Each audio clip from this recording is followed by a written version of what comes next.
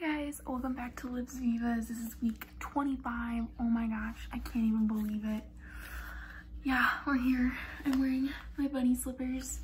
They're super comfy, super cute. And yeah, I know this is super late. I'm literally filming this like 10 minutes before class, but it's fine. Okay, so this week's question is, what does medieval cookery tell us about the medieval world? And although we may see food and perceive food as a minor aspect of the human experience, medieval cookery reveals the era's fascination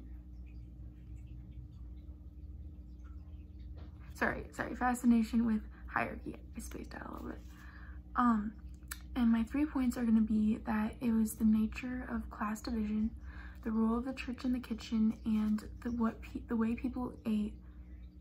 It shows that they understood their bodies.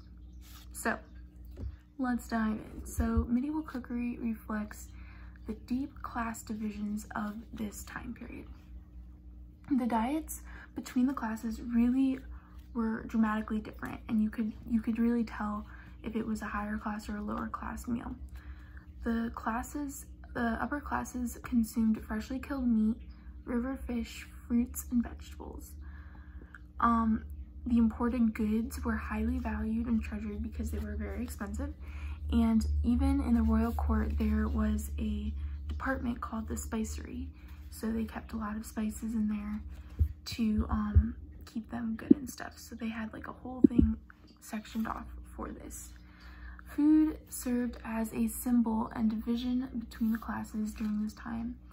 However, with commoners beginning to emulate the aristocracy.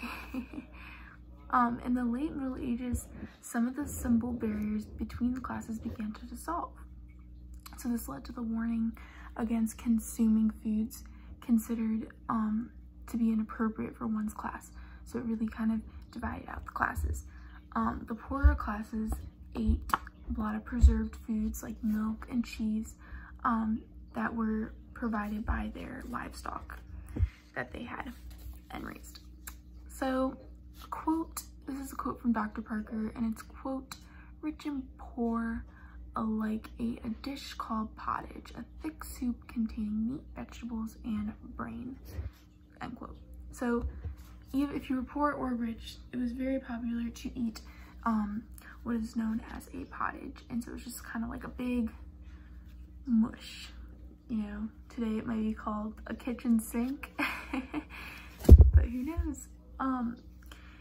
So the banquet table in the medieval ages was very different from now. So we think, you know, we have our banquets and dinner parties, but the medieval ages banquet table contained large feasts that look very different from what we know of today. There were a lot of bright and colorful foods with sculptures, and unlike today with the meals placed with courses. So they didn't really do courses, they just kind of had it all out there. Many dishes were offered all at once. So yeah, they were just all kind of out on the table.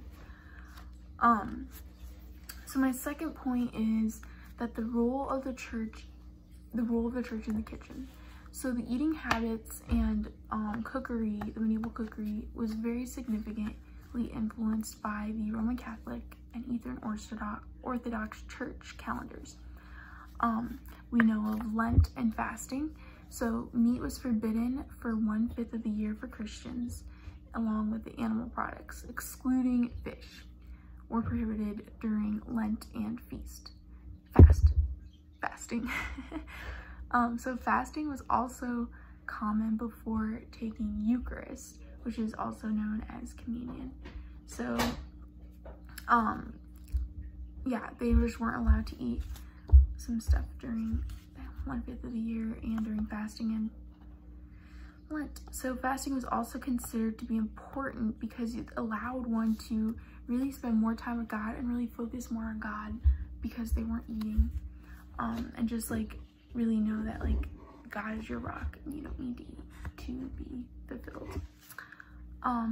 And the rich, so this was the way it was supposed to be, but the rich, they found some loopholes in this idea, and so they simply just like ignored the restrictions and ate whatever they wanted, and then they just paid a fine as a punishment for not fasting.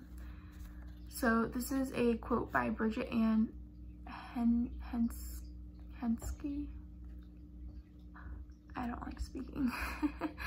And it's quote, "Lent was a challenge. The game was to fret out the loopholes," unquote.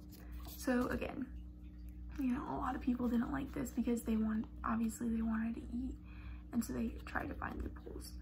One of the loopholes managed by the wealthy in their diets had to do with the fish, or rather the definition of fish. They defined the fish as originally it was just fish, obviously, and then they, you know, decided to include the marine and semi-aquatic animals into the definition of fish, and then even beavers became a part of fish, along with the almond milk.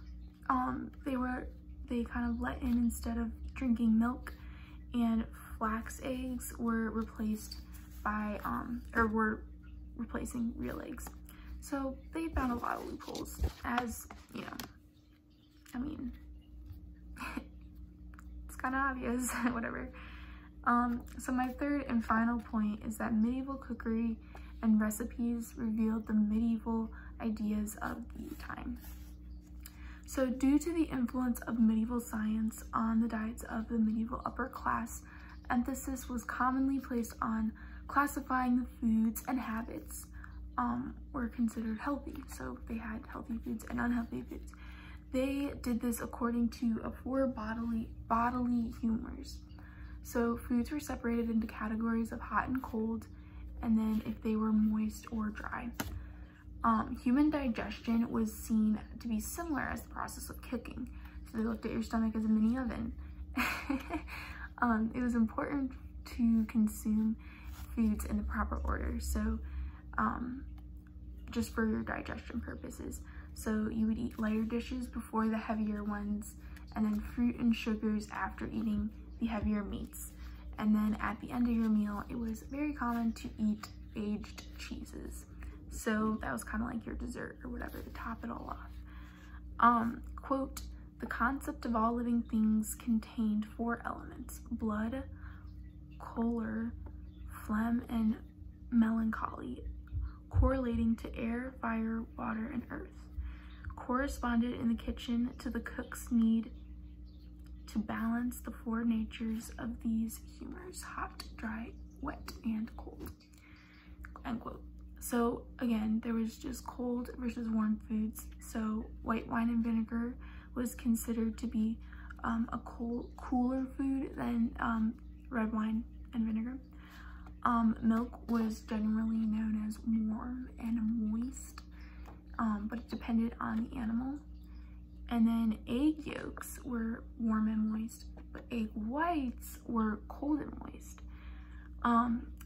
So those chefs were expected to follow the regiment of humoral medicine, so just like following the humors, they still had plenty of creativity and liberty in their cooking, and they made new meals like pottages and fish that wasn't fish but actually beaver.